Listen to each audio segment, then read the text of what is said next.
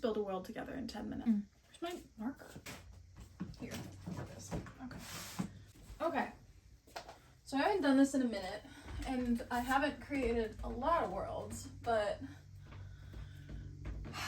I don't want to be that person. It's not that hard. There's an asterisk there next to it. It is only as difficult as you want the world to be intricate. That is the argument that I am deciding to make here. You can build a world easily in 10 minutes, and I'm going to show you how to do it, even though I'm not in the world building mood. Because I had to set the odds against me here to prove my point. This poor makeup round has just been through hell at this point. Starting off with a world, you could either start inside the characters' frame of mind and what they do on a day-to-day basis. My playwriting professor once told me that you know everything there is to know about a character and their world. There was like an addendum to that. If you know what they're doing at 7 a.m., 11 a.m., 3 p.m., 5 p.m., and midnight. And so you could do that. You could do it from the character out, or you could do it from, my argument is the religion in. But the religion, the way that I set it up, I always set it up hinging on the fact that the religion is real. You can create religions in your world that are not real, but it's harder. So I once had a friend who took a class on religion and suffering. One of the things that they had in common is that all of them had a great flood. Now, you know the reason that they all had a great flood is because we all started with one continent and then like Pangea. And if you don't know this, that's okay. I'm not a scientist though. Pangea was like, fucking no. We had one continent and then it all split, but it was initially called Pangea. So if you want to look it up, that's what it is.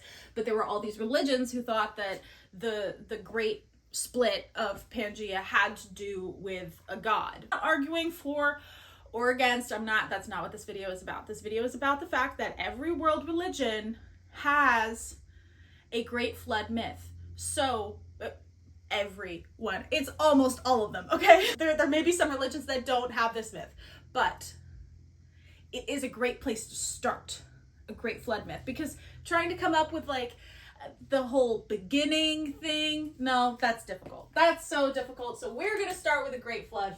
So, okay. The flood happens. Starting off with a really strong question. Who did it? Who is the god? Why did they do it? And who survived? Who survived will tell you a lot about that religion's values. Noah's Ark, the entire family survived. Into Greek mythology, I think it's Deucalion and Pyrrha. Cycle begins anew type beat. It just gives off a different vibe. So who survives will tell you a lot about what that religion values. I'll stake my life on it, and I didn't specify here. And this video is probably going to be longer than 10 minutes.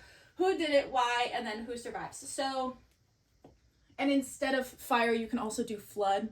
I'm sorry, instead of flood, you can also do fire. Pompeii is kind of sticking out to me when it comes to that for obvious fucking reasons. But, all right, so do we have a group of gods or do we just have a couple? Do we have an oligarchy, or is it kind of like a I just woke up like 20 minutes ago. Dictatorship was the word I was trying to come up with. Was it a dictatorship? Okay, it was not a dictatorship, it's a duet. But it wasn't the big man that was in charge, it was the woman.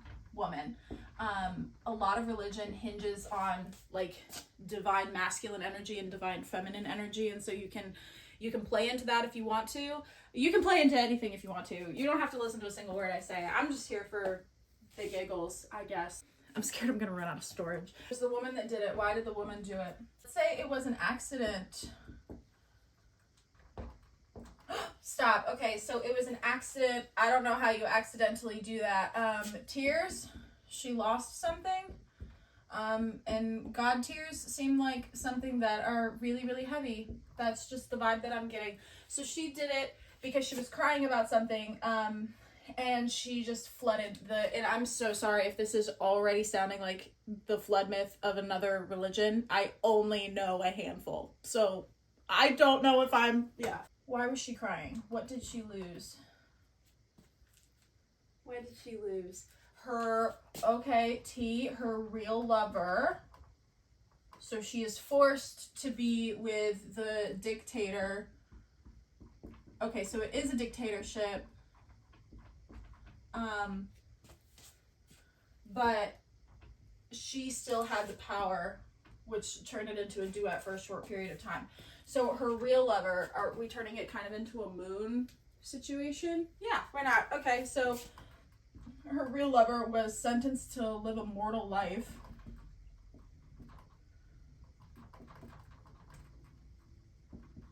On the realm or earth or whatever you're deciding to call it. And she knew that she was going to have to see him die. So she was devastated. And in this man who sucks, terrible person. Oh my God. But, you know, I feel like if I had unlimited power, I would also be a terrible person. I wouldn't know what to do with it. What do you mean? You know, like, we think that we'd be better as God, and then fucking character AI came out, and everyone was like, wait a second. Let me just, because they're not real. I don't want to talk about it. It floods. Aw, and she's the cause of her mortal lover's death. Unless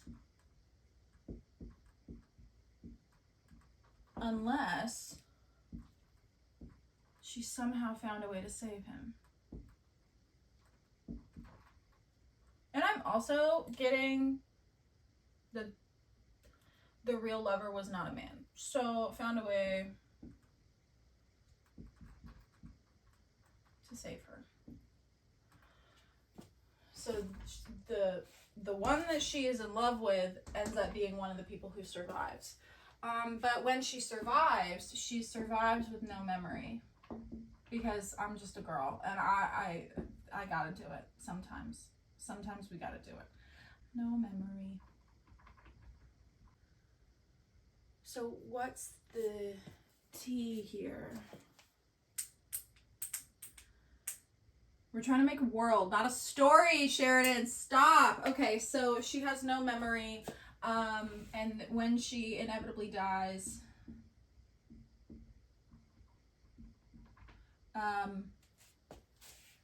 slay. Hold on a second.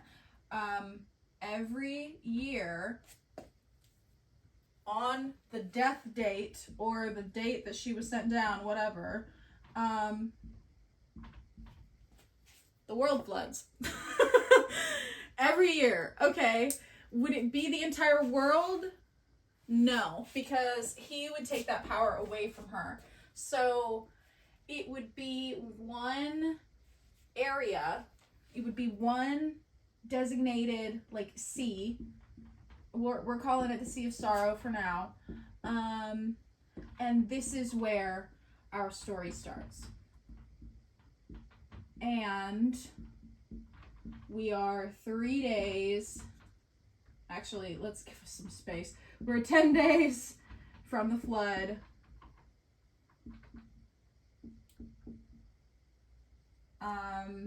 Is there a sacrifice involved? I don't know. Okay, so how big is this religion? How big is the sea? Okay, I'm picturing, I feel like she still needs to be powerful.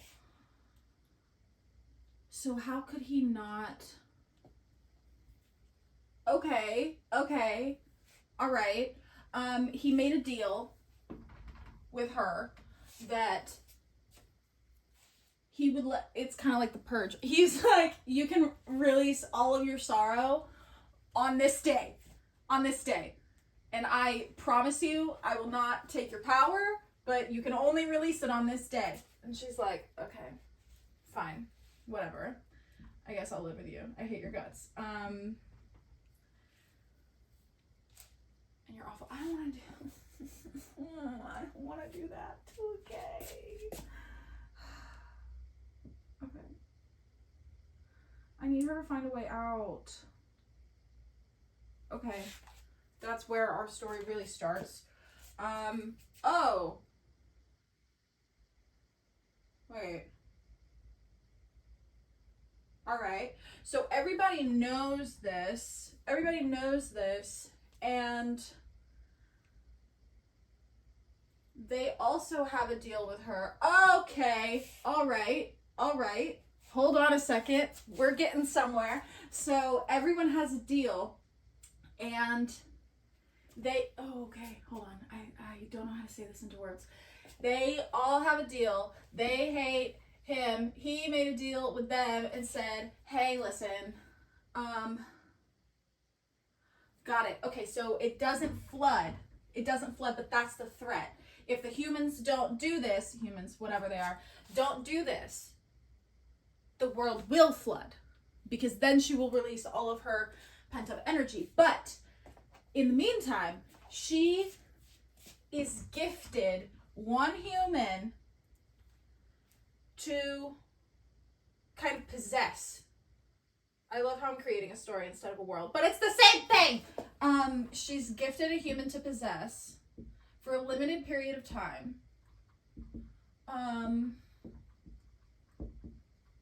So that she can live on Earth for the same amount of days that her old lover did, and she does this every year. Is it heartbreaking? Yes, but she has made a decision. No one else knows this except our now main character, who is being possessed by this woman as a part of the inciting incident, and we find out that she is not intent to leave anymore. She's not going back, and we're just gonna have to figure it the fuck out. Okay, so we have our religion. I need to draw a tentative map because I'm kind of picturing it. We're just gonna remember this. It's gonna be fine. I'm kind of picturing it like the sea is here, and there. I don't really want like an island though. I just need to hold this in my hand. Just a tentative map. I pictured that we had like the island is here, or whatever it is. This is where our story starts. And like this is where the floods started all those years ago, but then we have like this big sea, and it's kind of a collection of islands around. I'm not a great drawer. I don't want to talk about it, but you get the idea. She doesn't want to leave. Sorry. Because she's convinced. I love how I'm just creating a story instead of a world. Is this technically a fail video? Is that what this counts as? Because I'm doing both, but like, I don't know. Okay. This is where our story starts. When it was hot and it was summer.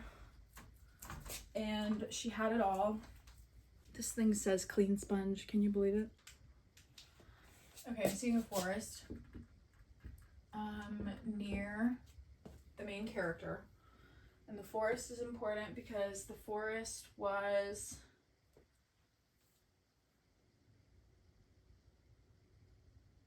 again, this is too similar to my own story. I need to change it. Okay, so it's not a forest. It wouldn't be a canyon, it wouldn't be a cliff. It could be a mountain. A mountain, you know, makes a solid bit of sense. It was the only place of refuge during the initial flood. So this mountain, it could be the peak, but it could also be like a cave inside it. And I think that this is Deucalion and Pyrrha, but it doesn't really matter. There's only so many ways you can escape a flood. You know what I mean? Why are we here? Why does this matter? No, I don't need the mountain peak to avoid the flood. I need the place her lover died. Like the exact geolocation of it, because she's convinced she can bring her back. And you know what? She's right. Okay, okay, I don't want this to turn into a story of like, you bring back the thing and then the thing is evil. So how can we how can we how can we deal with necromancy 2,000 years after this person has died, this person that used to be a god? Okay, all right, because they were sent down. Don't remember. Don't. I don't want to talk about it. Their ability to be a god was taken away by the dictator. So whatever that thing is, whatever that piece is that makes a person a god, is it a soul? Is it a heart? Is it love in general? I feel like gods probably have difficulty loving people in this world. If a heart... Okay, never mind. Love is what makes you human. No, rephrase. Love is what makes you mortal.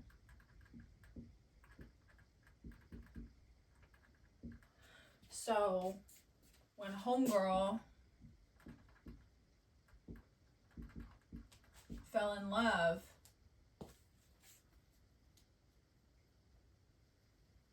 how would that work? Because it's not unrequited. It was mutual. It is mutual. So how is she still stuck there? It's got to do with him, but I have no idea how. Okay, so whatever. We'll figure that part out later. He's at fault for the reason that this poor woman can't come down and be on Earth with her lover. So, okay. So she's convinced that she can bring her back because this is so confusing. It makes sense in my head, but I think that this is going to be confusing on the screen. If love is what makes you mortal,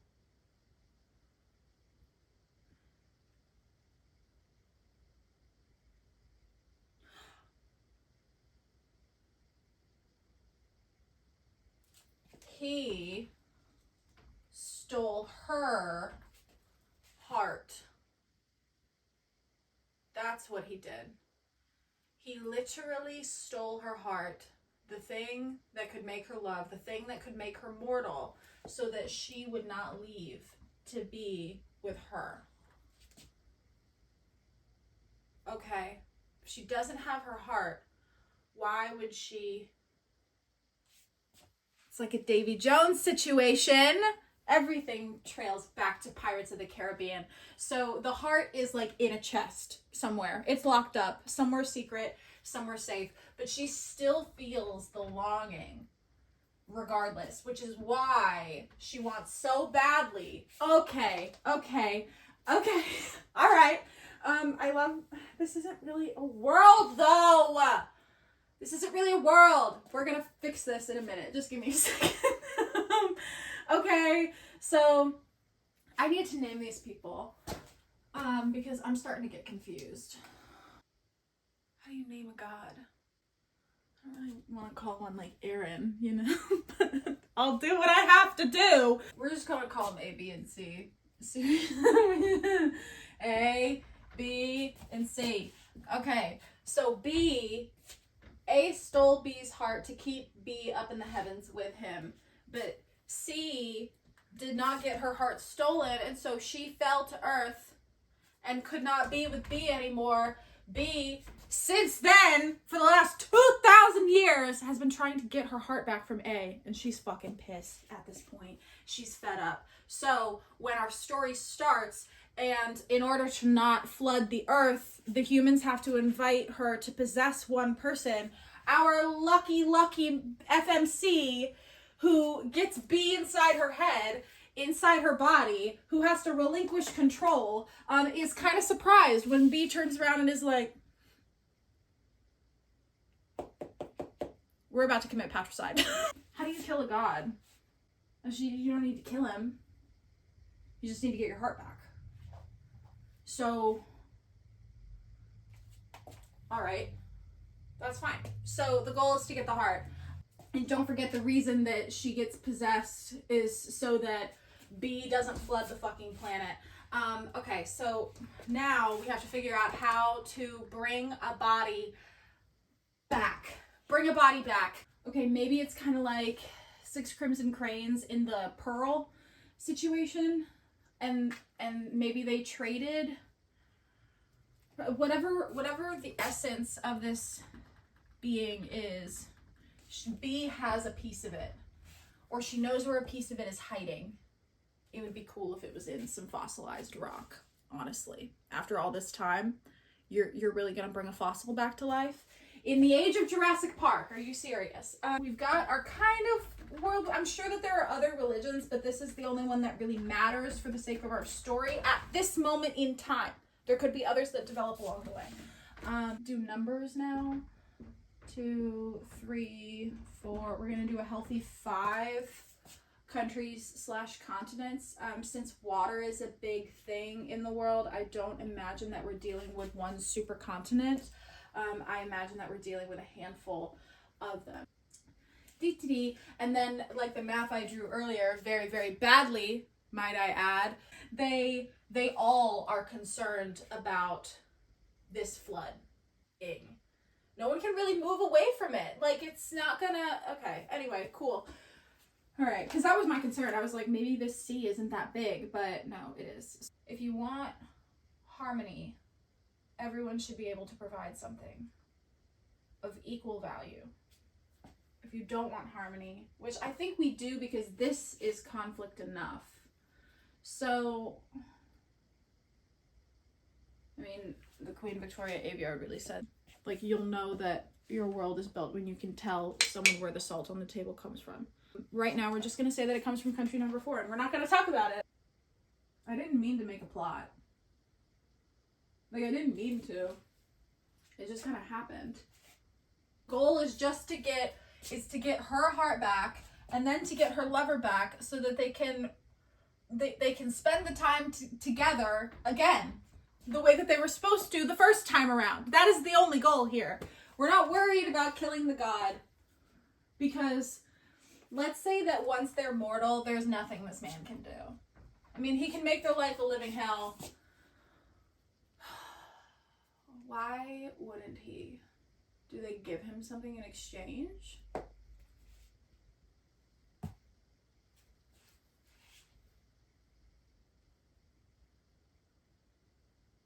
I'm gonna think on that one. Because we're not plotting, we're world building. So in a world that everyone is scared once a year of water, well, okay, so let's say the choice rotates from continent to continent every single year. And the girls that have been chosen, they're never quite the same after. Yeah, I feel like you wouldn't be the same after there was a god inside your head. But this is considered like the highest honor. And what happened to these girls? Once you're chosen, I feel like once you're chosen, you're safe forever kind of thing. So once the girls are chosen, they're sent to the last safe place. I don't know. So that if the next one would not uphold the honor, uphold the duty of, allowing the god to possess her, then these girls would at least be safe for their own sacrifice earlier in their lives. So where is that located? I mean, do we just have like a mountain island in the middle of all of them? And I'm kind of concerned about men. Because, okay, so they are in the last safe place, and they are the only people there. But it is said that it is the last safe place because B is known to protect that land until there are no more hosts on it. But it's not actually her protecting it. every time she has come down, every single year she has come back down. How has she done it?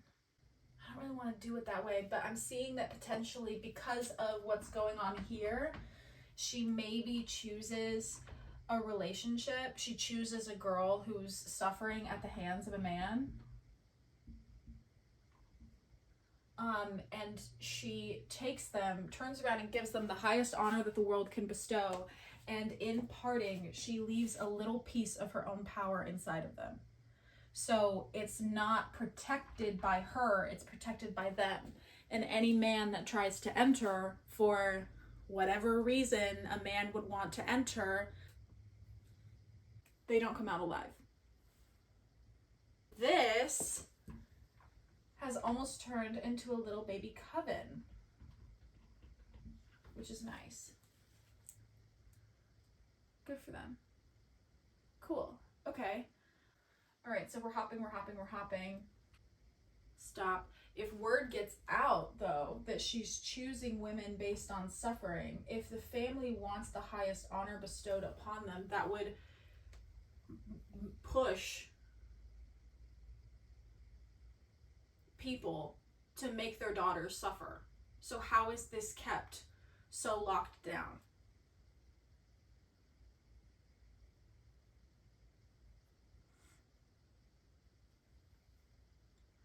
Just like C, when C earned their mortality by loving B and fell. I don't know how she lost her memory. It doesn't matter. So in respect to that, everyone who ever loved this person forgets them. Not forgets everything, but forgets them. So that includes familial love, so this is like the highest honor, and the family is still honored, but honored for memory of someone that they cannot recall. I'm hearing the nameless ones, but I don't know if I like the connotation of that.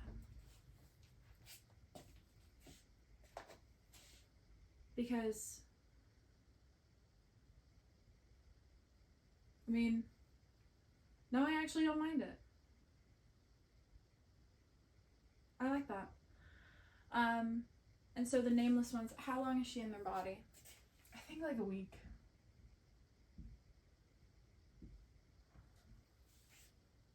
All right.